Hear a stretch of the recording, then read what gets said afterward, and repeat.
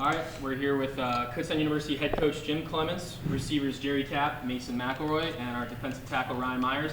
After today's 33-31 victory over Tiffin in an NCAA first-round game, Coach Clements, if you can just open up with a brief statement about the game, and then we'll open it up for questions. Yeah, I thought our kids played really hard. A couple things didn't go our way, but I thought overall we stuck to it and finished, and real proud of the way we played. Great effort. Tiffin's a heck of a football team. Very fast, physical team. There's no doubt they're champions of their conference, and a lot of respect to their coaching staff and their players. They were a heck of an opponent. Really proud of our guys. Again, finding a way to win it at the end, and really coming up big, and really proud of the way we played. Excited for this group.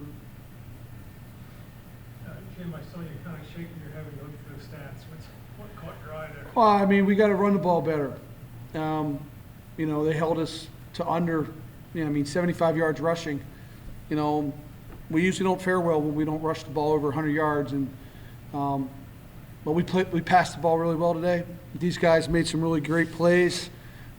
Diego, the Sandman, made a good play at the end.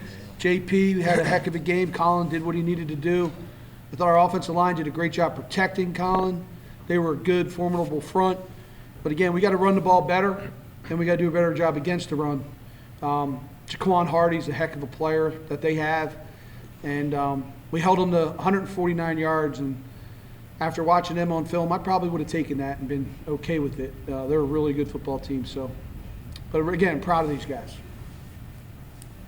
Ryan, you guys did a good job for the first three quarters against the run. They got a lot of their rushing yards late. What did you do successfully early, and then how did they kind of start getting some success against you? All four quarters we got to play our gaps better in the fourth quarter there. I would just say we got to play our gaps better. We got to trust each other. Defensive line's got to stay in their gaps. Linebackers got to feel better. We got to tackle better. Jerry, you had a big catch there on your third possession on that first touchdown drive. Tell me about that play, and it looked like your offense took a while to kind of find itself today. Yeah, that was actually a game plan play. So I faked the crack block and went up the seam, and we put that in. We practiced it all week, and I trusted Colin. That was the best ball I've ever been thrown, if I'm being completely honest. It was right over my shoulder. It was a huge throw by him. I credit everybody on the offense, the O-line for giving them time, the other guys for taking the other guys off me, the safety driving down. So without them, I don't make that catch. So a credit to all them, the coaches for game planning that play. I have the easy part. I just have to catch the ball. So I credit it all to them. The offense looked like you guys took a while to get going. It was a matter of figuring some things out and finding out what was working. Yeah, it was. They threw a couple things at us that we weren't expecting. So it was kind of just waiting for us to gel, waiting for us to get in a groove. But once we got in the groove, I don't think we didn't break stride. Like Coach Clemens said, the rushing, we don't really play well, or the result isn't really the best when we don't rush well. But as we call it, the Afros came to play today, and we're always there for everyone. We're rooting for everyone, but when our name's called, we try to make the best plays we can. Jim, how about the offense? Is it a matter of getting a feel? Yeah, I thought they did a really good job up front, and I thought their secondary played well. I thought there's a couple plays that we had some RPOs there where Colin has a run-pass option, and he went for a Q draw, and they had stunted up the front really well. I thought 7 was disruptive, and their movement gave us a little bit of problems when we were trying to run the quarterback a little bit. I think when we went to empty, we had some success. Colin was seeing the field a little bit better and throwing really well, so I thought that was a big change. I thought Coach Quarterman did a hell of a job, like he has been all season long, getting our guys, putting them in position to score. Jim, were you considering letting them score at late? No. Okay. No. No, we try to keep them out. But we had enough time. I get what you're saying, but no. Mason, if you can kind of just talk about the depth of the wide receiver group. Obviously, Jerry next to you, Diego, Jake, you obviously had the big first few games, but just kind of talk about how it seems like everybody steps up different ways. Honestly, we talked about it going in. a lot of teams are hurt at their wide receiver position later on in the season. But with us, like, we have depth, so it doesn't matter how many yards we get, how many catches we get. It's always the next man mentality, and you've seen that all season long, and we're going to continue to do that through this tournament.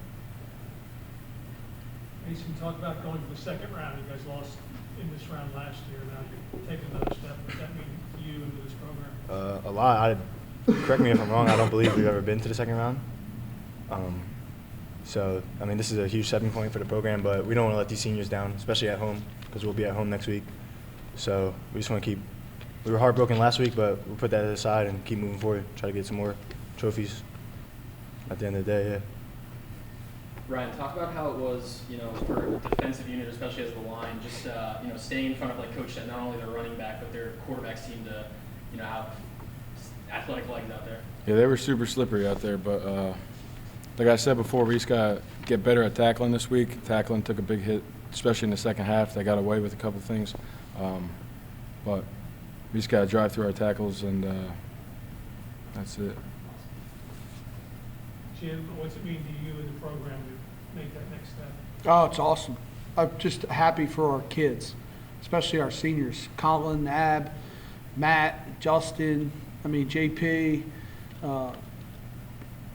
On offense, those guys have been playing great all year. Defensively, Aki, Naeem, Luke Snyder, Twanique.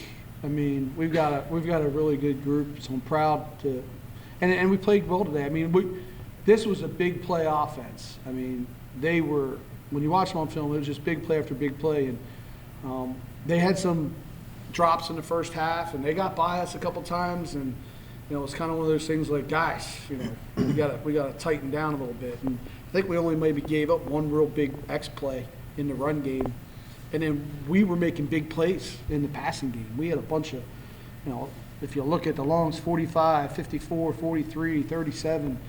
Our kids, big players make big plays in big games. And these guys stepped up, and super happy to be marching with this group to the next round and getting to be at home.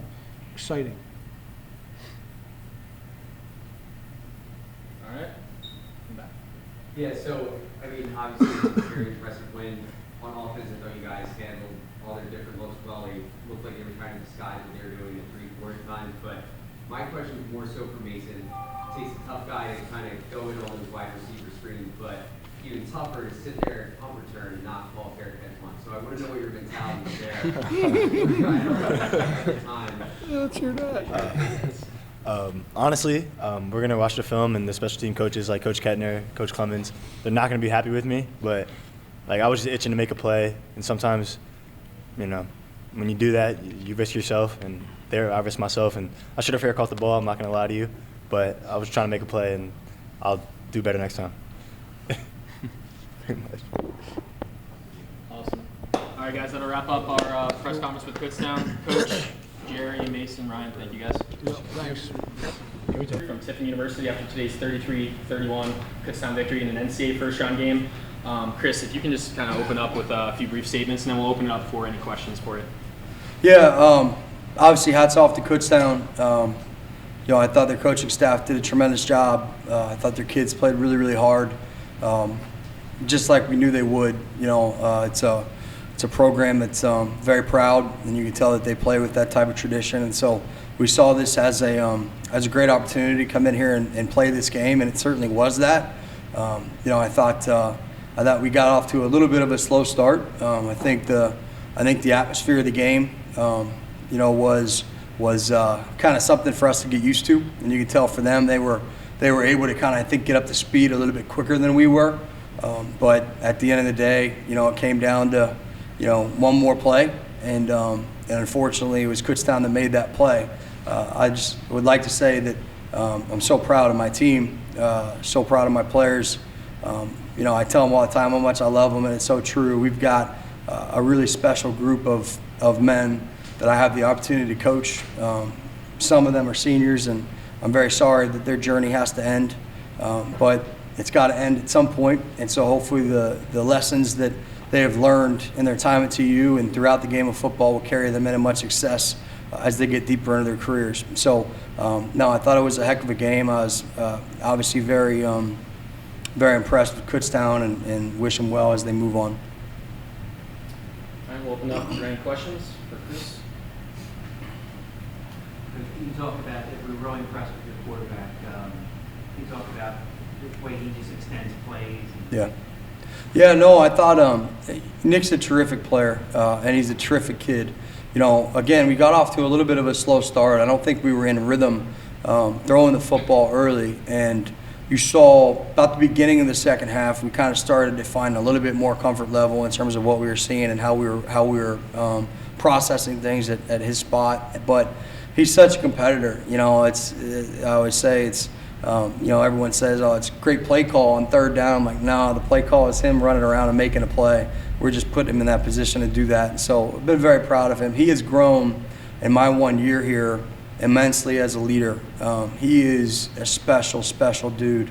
And our program has really risen, and a big part of that has been his leadership and his ability to be a servant leader. And I think you can't undervalue that enough. There's not enough of that in this world, and he's a guy that embodies that. On your defensive end, coach, you're bottling up Kutztown's rushing attack. Netwood really seemed you guys were able to contain the Seals, the ends. Yeah. What do you make about your defense? We talked during the week, and you said you like guys that like to run, Yeah. hit, and that was evident today. You came to the ball carrier quickly this afternoon. Yeah, no, I thought our defense played awesome. You know, we had a really good plan, I thought. We had some things that we hadn't shown before, and we felt like that would probably give us an edge in the run game, and it certainly did. And I thought Kutztown did a good job adjusting, and really they ended up throwing the football quite a bit in the second half, and had success doing that. And so, no, our kids on defense, man, it's hard to lose the game that way at the end, but that's just the way we play ball. You know, we play press man. We put our corners on an island, and it's like I always tell them, as a program, we don't strike out looking. You know, and so we're going to go down swinging. And so those guys, man, like we're putting them on an island. If they get beat, they get beat, and that is what it is. And so I thought our defense, in terms of what we asked them to do, they did exactly that. So I was proud of them, proud of our defensive staff, and it's gonna, you know, as you look at the game, it's gonna look like it was that one play. It wasn't. It was a team thing, and you win as a team and you lose as a team. And so I'm proud of the way they played. All our kids, man. I told them after the game, I've never once in my entire career at TU questioned their effort. They've never turned it down, and today was no different. When you get to the playoffs, it seems like all three phases are important. And we said on the broadcast, I think this special teams unit of yours is one of the best that Kutztown's faced this year. Obviously, with the block kick, and your coverage was great as well. I mean, is that something you've been priding yourself on here in this year, and maybe the difference that's gotten you to your first NCAA playoff berth? Yeah, I believe so. Our special forces, we call them special forces. Our special forces coordinator, Mark Spencer, has done a terrific job. He's done a really good job, I think, embracing the culture of what we want to be at TU. We play our best players on teams. You know, it's important for me. I think it can give us an edge, and it certainly has done that. And we started off early in the year.